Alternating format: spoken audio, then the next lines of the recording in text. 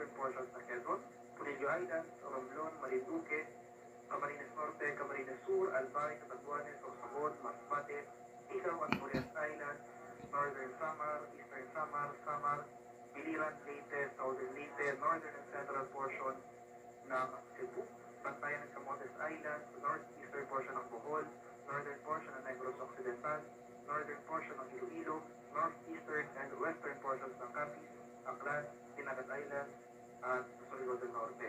Kaya sa mga napakitong lugar, within the next 36 hours, makakaranas tayo ng mga pagpukso ng hangin na dulot ng papalapit na bagyong Juan. Kaya maghanda tayo at mag-alerto sa mga banta ng malalakas na hangin na ito. At in terms naman ng heavy rainfall, maghanda rin tayo at mag-alerto sa mga banta ng flooding at landslide, especially dito sa malaking bahagi ng Luzon at eastern section ng Visayas, dahil posible tayo makaranas ng malalakas na pagulan sa mga susunod na araw.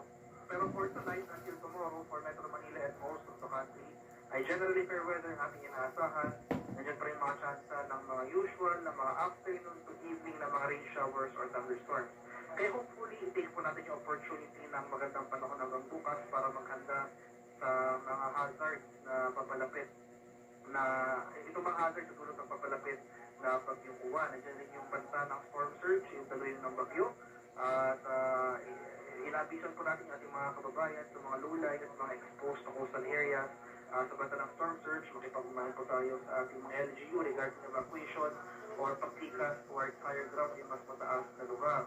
And may naka-issue rin tayong gale warning as of 11 p.m. dito sa eastern seaboard sa ating bansa.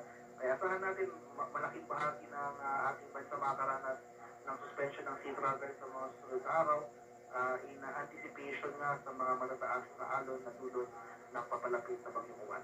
Coach B.